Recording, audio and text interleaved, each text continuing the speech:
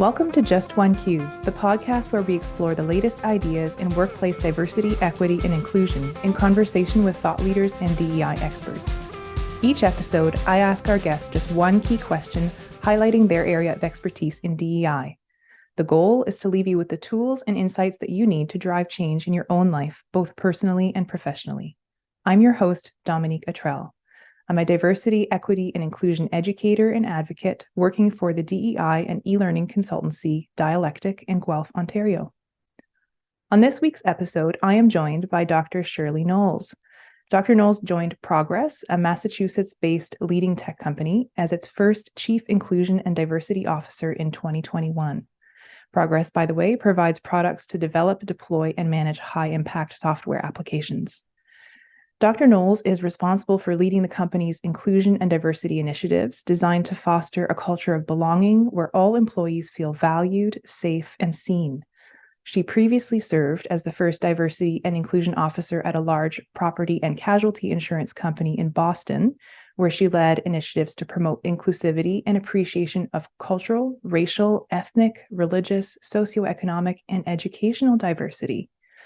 Shirley earned her BA in Communications from Marquette University, a Master of Leadership Studies from North Central College, a Master of Arts in Gender and Cultural Studies, and a Master of Science in Communications Management from Simmons College, and a Doctor of Education in Organizational Leadership from Northeastern University. So, hello, Dr. Knowles. It is a pleasure to have you on the show. Thanks so much for being here. Thank you. The pleasure is all mine, and I'm really excited to talk to you today about our topic and see how the conversation goes, because there's a lot to cover. Absolutely. The question that we're going to explore together today is a good one, and it is, how can DEI initiatives withstand changes to affirmative action? So as we know, in the last couple of weeks, there's been a lot of buzz about the Supreme Court of the United States Affirmative Action decision, and questions about how this might soon affect companies as well as higher ed. And the decision seems to sort of signal a cultural shift, and it is unfortunately revalidating some concepts like reverse racism and making folks explore, race-blind hiring, something that honestly I thought we put to bed in the early aughts. So it's a bit disheartening to see these ideas gaining traction politically and legally in the last couple of weeks. So I do want to hear your take on all of this, Dr. Knowles. But first, I would love if you could tell our listeners and myself a little bit more about your current role as Chief Inclusion and Diversity Officer. So what are the core components of your current work at Progress? So I think one of the biggest things that I have learned being in this role and in my prior role as a diversity and inclusion officer, and even before that, when my career was really deep in communications, right? That's where a lot of my background is based in. But you have to be very good at listening, listening to people, understanding other perspectives, not assuming or believing that your thoughts or values or beliefs are the right ones. And I think that can be challenging sometimes for folks, because we all grow up thinking that our way of life is the right way of life. And so I, going into my role, was a very good listener, I'd like to think. But even being in this position for a couple of years now, really pushed myself to not only listen, but to slow down conversations if it seems as though it's heating up, or if someone is feeling very anxious, the way that they're communicating or their body language it just gives off, an anxious vibe. It's just slowing it down and making sure that they feel that their perspective is being valued and heard and factored into the conversation or a decision that we're making as a company. Progress is a global organization. And so another part of my job that I've grown to appreciate is understanding experiences that people may have globally. Because what we talk about here in the United States and what some of our priorities may be, or some of our focus areas, will be very different from someone that, is born and raised in Eastern Europe. And that may differ from someone that was born and raised in India, which is different from someone in South America and Africa, Mm-hmm. et cetera, et cetera. So it's understanding the cultural components, being culturally competent, and just knowing that, when you go into certain discussions, you have to go into it with positive intent and trying to understand the other side of a conversation or debate that may be happening. So I would say for anyone that's listening that may want a career in diversity, equity, inclusion, and belonging, those are some of the key characteristics or key traits that you will need in order to really do your job well and to be in the role for a while. That's amazing. Yeah, I love this focus on what skills you need and what you're bringing to the role. That communication piece, the cultural competency piece, and of course, in the tech sector, especially where you work, that international flavor is so important, right? That aspect of not just doing DEI in the American bucket or the North American bucket, but really being able to expand your consciousness and find ways to include people who have vastly different cultures. I really appreciate the complexity of that role. And I'm happy to hear that you feel that there's good communication and listening, and that is actually steering some of the work and decision-making processes at Progress. So that's very heartening to hear. So in the last couple of weeks, what have your thoughts been about the SCOTUS decision to limit affirmative action in higher ed? What do you think that the implications could be for companies like yours if inclusive hiring becomes a bit more of a legal tightrope walk? So my first reaction when hearing the decision, you feel deflated, you feel defeated because you know what is at stake and the impact that affirmative action has had in a very positive way for many students, and some of those students that have gone on to achieve high positions even within the Supreme Court of the United States, right? And so to hear that it has been struck down or parts of it have been limited, you just have to honestly take a deep breath and say, okay, this has happened. Like, this is the reality. What's next? What can we do to either fight against this, just because this is something that has been implemented within colleges and universities does not necessarily mean that we have to change the way that we may hire people or promote people within our company.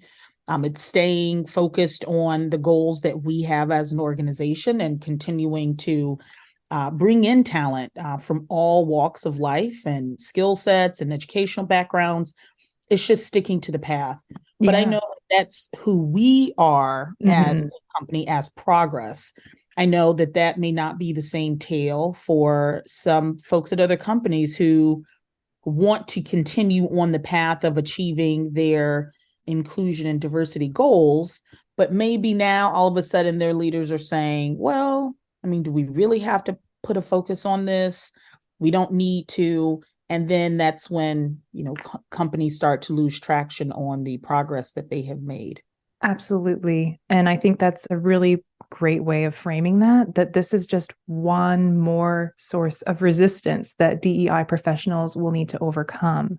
And that it comes down to that commitment on the part of individual organizations to stick to this mandate.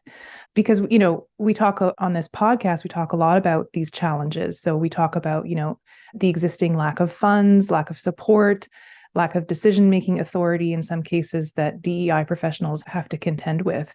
And something that you mentioned is that, there's already been a lot of pressure on DEI professionals and in some cases an exodus of DEI professionals in the past few years. So tell me a little bit more about that, about the pressures that already exist and how this is just one more. Sure. So I'm going to give my take on it, but I would again encourage anyone that is listening to do your own research, because I am one opinion, but there are a number of articles that are coming out right now that highlight some of these topics we're talking about, including the exodus of DEI leaders. I don't want to push the narrative that all companies are just eradicating DEI roles, because that would not be truthful, right? Mm-hmm. There are many companies like Progress who, I'm still here. My team is still here. Our inclusion diversity committee and our employee resource groups are still here.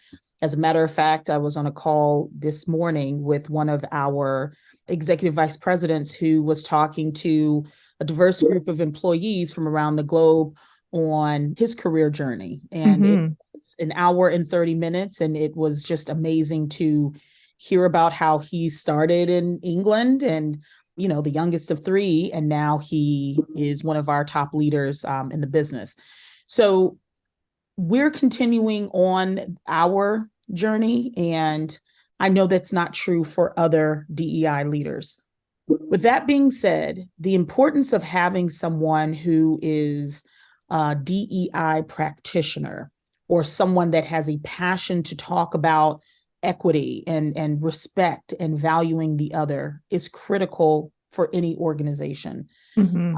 I know that part of the reason why some of the roles or programming have been cut is because the senior leaders at some companies did not really even understand why they were hiring chief diversity and inclusion officer.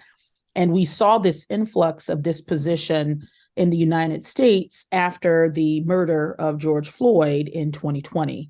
All of a sudden, companies just said, we need to have someone in here that can lead this conversation, that can do the work. They weren't quite sure what conversations needed to be led or what work needed to be done, but they just wanted someone in the role that could do something. Yep. And so they went out and they hired, folks that are in my role. And I think there's some stat that the increase in chief diversity and inclusion officers was definitely north of 100%, but it was one of the hottest C-level roles in the United States in 2021, 2022. So people said, okay, we're going to go out and hire. Okay, great. The person's now in the role. Just like a sales department, a marketing department, a finance department, you need staff. Oh, well, you're not giving people the staff that they need. Okay, you can just do it by yourself. Okay. Then I need resources. I need dollars. Well, we're not going to give you that big of a budget, right? Like, can't you just lead these conversations internally and just make changes internally? Well, if I'm a person of one, I would like to use outside resources. I can't get funding for that. Okay.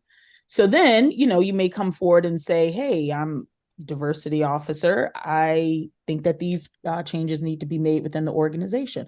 Well, this is not the right time to make those changes.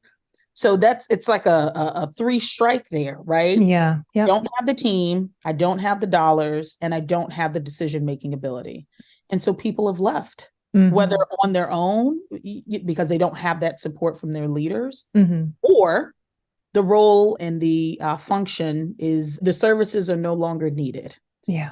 And that's really hard when you did not feel as though people cared about you or D&I from the beginning. Mm-hmm. Just to continue to exist in that for a substantial period of time can be very, very draining. So we have seen that. And I think with the Supreme Court ruling, there have been people who have voluntarily and involuntarily left their roles. And I think that there is a part of them that feels defeated because there was so much work and effort that they were putting into advancing the initiatives and the programming, et cetera. And it just feels like it didn't really go anywhere and people weren't really invested.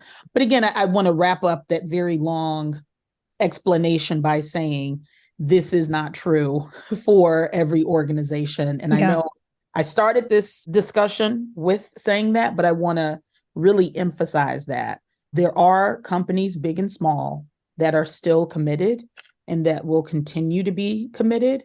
And that's what we need right now during these very uncertain times in the space. Absolutely. And I think, so what I'm hearing you say is this isn't, in some cases, I guess, it's the straw that broke the camel's back. There were already problems. If there's a lack of commitment, and which is already kind of exemplified by all this, the lack of resourcing, et cetera, this ruling can almost act as an excuse or an out or just the last sort of defeating blow. But for people who are really committed to DEI, this is not a death sentence, right? Like, we can do things to continue to advance the causes of DEI within our organizations, regardless of what happens with this legally or even socially. So I guess that commitment has to then come from within. So I would just really love to shift the conversation and to sort of hear from you about what are some of the key initiatives at Progress that are contributing to an inclusive workplace culture. What are the success stories, and how are you building that culture within your own organization, even in this climate in the United States? So I will start with myself as, an individual and what I am doing, and then I will go wider to express what other people are doing within Progress. So I mentioned earlier that my background is in communications. And so if anyone asks me, hey, do you want to come and speak with this organization? It's infrequent that I say, no, I won't do it, because I'm so passionate about advancing and talking about inclusion and belonging that I tend to say yes more than no, unless there's a scheduling issue. And so I have spoken with nonprofit organizations. I had a conversation back in February at a diversity and inclusion academy in Bulgaria.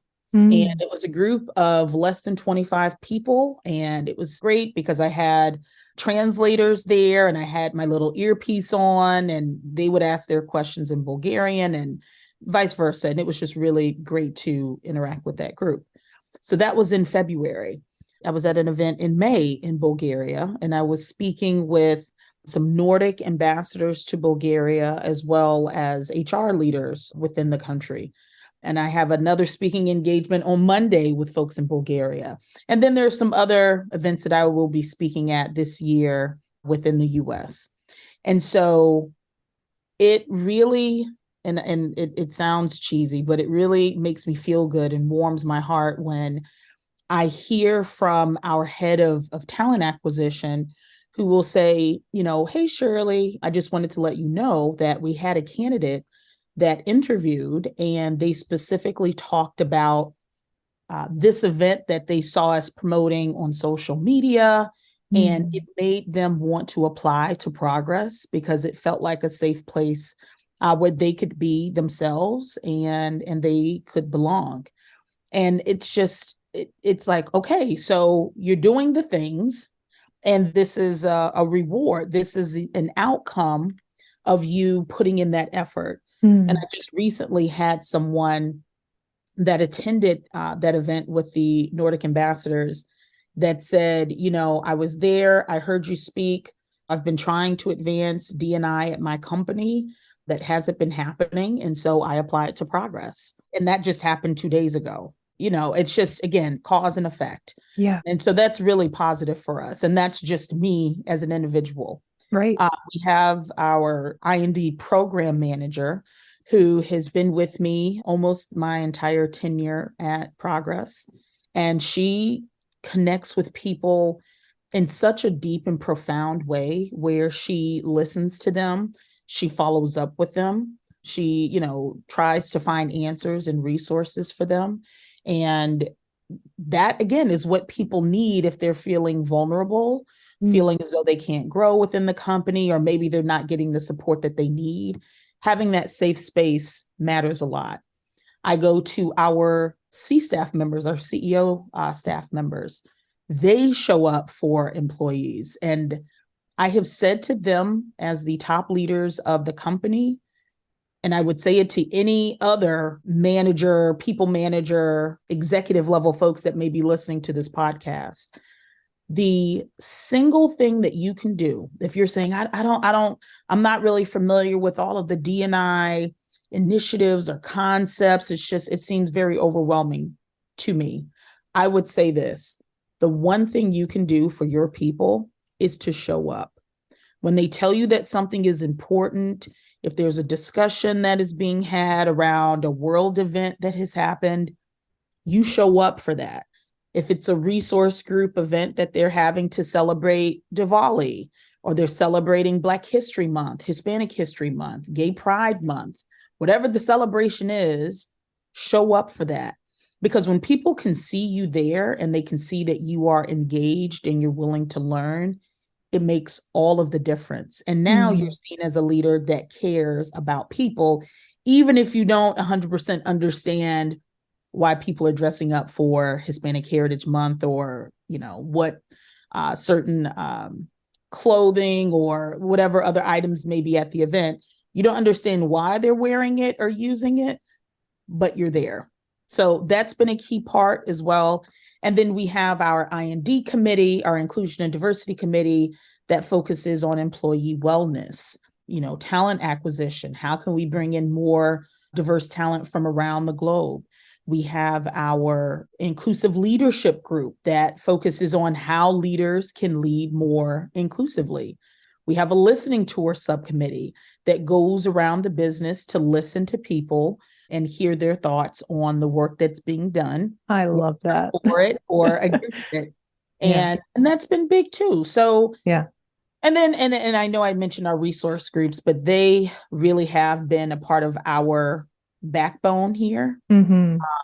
These are volunteers, and at many companies, they are volunteers, but they lead with so much passion and care for their fellow human being that the work it goes above and beyond anything that I could have put together and rolled out. And that's what makes it special. It's authentic, right? It's not talking points or just like, as some would say, super corporate-y, where it feels like, oh, we have to do this because everybody else is doing something for Black History Month. It makes sense to our employees. And so, again, another very long answer, but these are the things at every level. This is a team effort. It's a marathon effort. It's not a sprint. And it's the real deal at Progress. And I think if you go onto our LinkedIn pages, especially, you will see a lot of the work that everyone, right, the community has done in this space. This is so nice to hear. This is such an uplifting answer. I know you're saying it's a long answer, but it's a beautiful answer, because what you're doing is you're focusing on that human connection. What I hear is a lot of listening, communication, centering folks in what they actually need, and equipping them to create communities within their workplace that really bring that diversity piece in a natural way. So it's not necessarily, all buried in policy, buried in those checkbox exercises, right? What I'm hearing is that you're actually building a culture. And that's a really great response to this affirmative action thing. I will also, if I could, I also want to acknowledge, again, people who may be apathetic or just resist this work too, because I think talking about them is also critical to this conversation. Just recently, I went and visited our offices here in the US, and then I went over to Europe, and I just met with a mix of people, right? Some folks who are very familiar with the I&D programming at Progress, and they're involved, and then other folks that are not. And it was really good to hear just a variety of opinions and insight around this work. And it spanned from, yes, I put this event together and we are going to sign these thank you notes for veterans, and we're going to make 250, well, not veterans, but active duty members. We're going to make the goodie bags for the active duty members, and we're going to send it off. And I love this, and I hope we do it again. So that was one end of the spectrum, all the way to, well, we're a technology company and we should just focus on the product and not in all of this other, soft, squishy stuff. Yeah. And I have to appreciate both perspectives, because the person that says, well, I don't understand why this is important to me, really becomes my focus, because you're giving me feedback and you're telling me, Shirley, I don't understand the why. Mhm. And once I dig into that and say, oh, they don't understand the why because they may live in a country or in a city that is very homogeneous and everyone looks the same and they worship the same and they speak the same language. And that's what they think, IND is not, right? It's like, Mm-hmm. well, we're all good here, so we don't need to learn about that. Once I get that from them, then I can say, well, there's something within this country or within this city or within this office that is a pain point that ties back to this work. So I would say, again, the folks that were in support of the Supreme Court decision, I would say why. And Mm-hmm. for though, there are some people that once you hear them talk about it, you realize, oh, so you looked at affirmative action as being something that was threatening for you, Yeah. for your children. Yeah. You feel like they were going to lose a spot or they were going to lose an opportunity because it was going to be given to someone else. And Mm-hmm. once I hear that, then I say, okay, well, then this is where I start from the educational perspective. Yeah. I'm so glad that you're bringing up this educational role right now, because I think absolutely hearing some of the language in the last couple of weeks and the threat of reverse racism, things like that, it's really showing, if we listen empathetically to people who have these opinions, you're absolutely right, it just showcases why that education piece is so important and where the work is left to be done. I think immersed in DEI, we often forget that some people are not along for the ride, and it's easy to sort of move on and leave those folks behind. And so it's nice to hear you say, yeah, that's still important to open our ears and to take every opportunity within our organizations as we create this culture of DEI to bring everybody along for the ride with the education piece.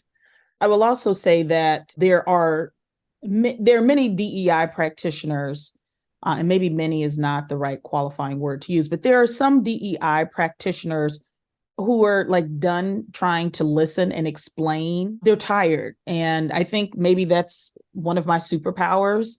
I'm not tired yet. I have taught before. I've taught college students and high school students before.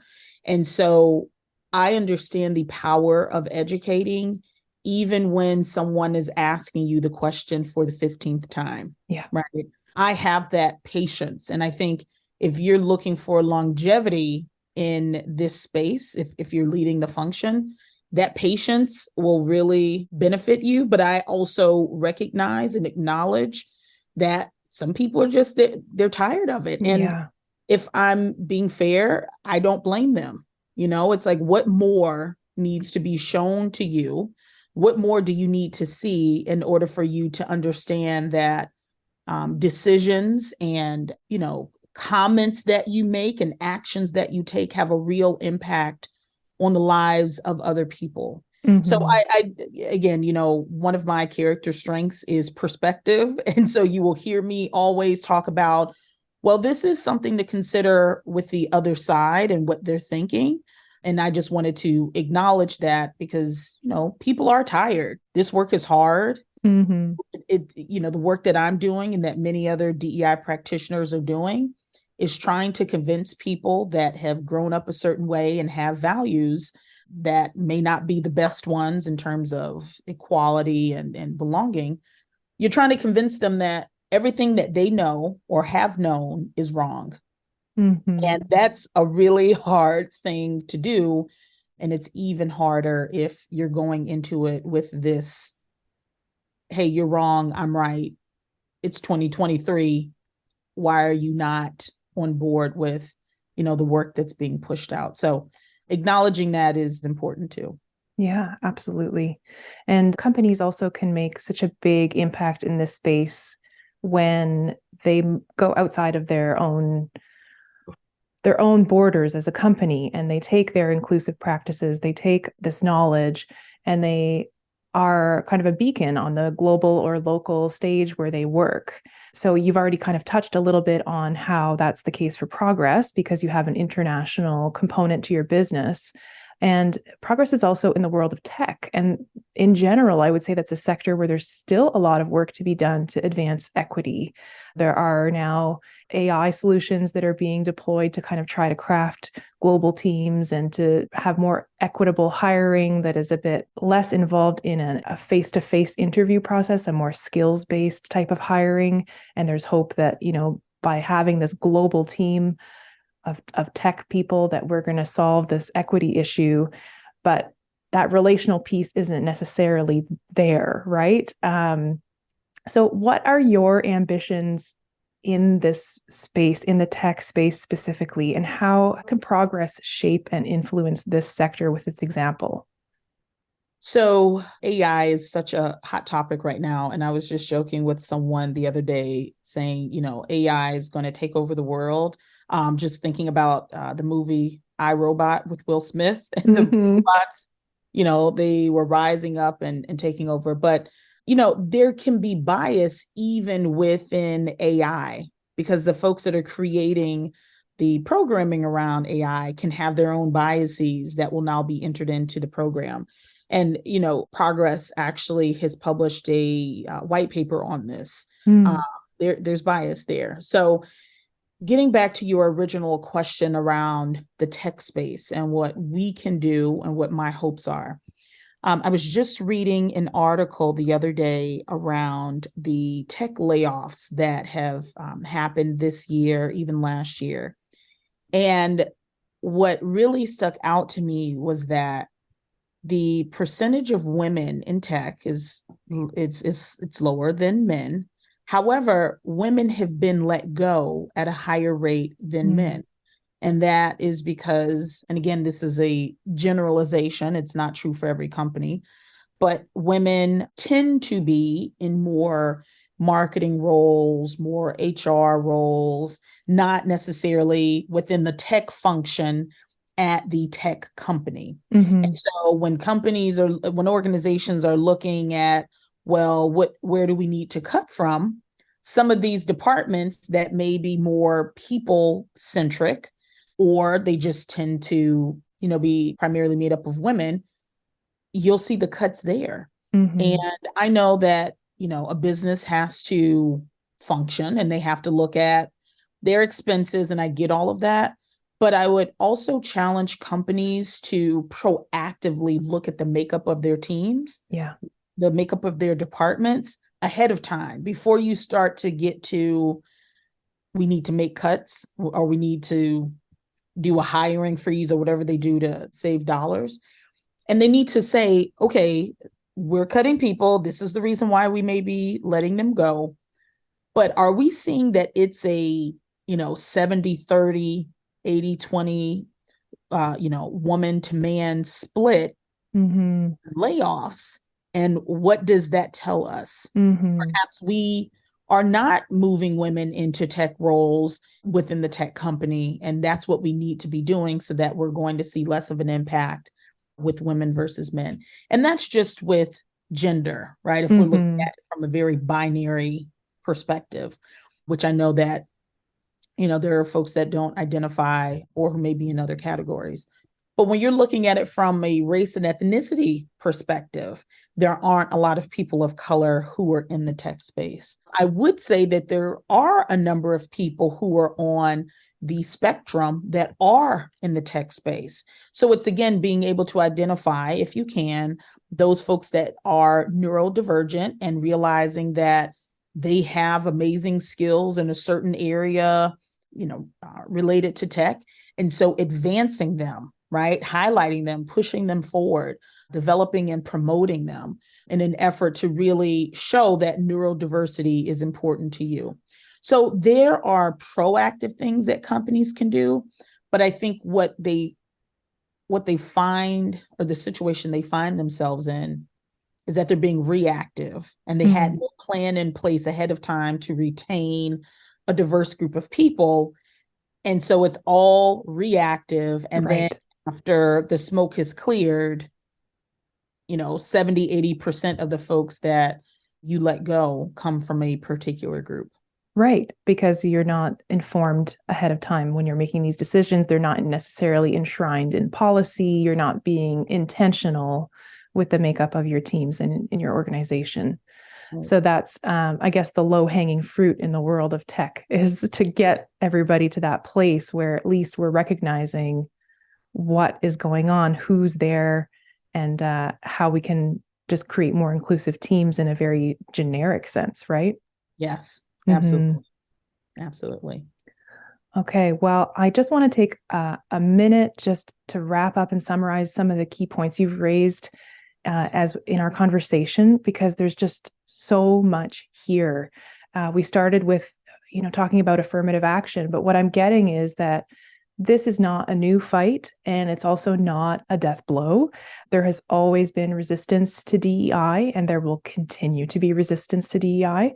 And as DEI practitioners, we can focus on, making changes in our organizations on a few key fronts. So you've talked about making workplace cultures as inclusive as possible to attract and retain diverse talent through employee resource groups, through visible commitment from leaders to support diversity. And you also talked about leveraging opportunities for education within our organizations and not forgetting those resistant folks who seem to not get it. And you've also talked about focusing on advocacy in the broader tech community or in whatever community your company tends to be located. So I think we've done a really great job of kind of coming full circle and talking about this in a hopeful way. And of course, if you're curious about Dr. Shirley Knowles' work at Progress, I want to encourage you to make sure to keep up with her on LinkedIn. You will find the link to her profile in the show notes. And Dr. Knowles, I have one last bonus question for you. Is there any other person or organization whose work that you want to amplify? Yes, there are a few folks that I would love to amplify. And one of them, I think people would say, well, of course you will say this, but I really do want to amplify our CEO of Progress, Yogesh Gupta. And here's why I say this. There are CEOs who are very focused on ROI, the success of the business, and maybe a little bit about the people. There are other CEOs that care about everything I just said with the ROI and are we making money, profitability, but they also have a very deep connection with the people and they care about the people. And I will say that part of the reason why I am successful in my role is due to our CEO caring about people. Whenever I've talked to him and whenever he pushes me to be better or to, perhaps require employees to take our inclusive leadership training, right? He will say, Shirley, I want this to happen. And as a matter of fact, my C staff will also be taking the training. They will not take an abbreviated version of the training. They will do the entire training just as everyone else would do it. Fantastic. Or, the importance of visiting offices, seeing people in person, listening to them, remembering their names and remembering stories they share with him. And all of that stuff matters. And so, again, leadership matters. Absolutely. And he has been such a great leader and supporter and advocate of this work, as well as my direct leader, who is our chief people officer. They get it foundationally. They get why this matters to folks globally.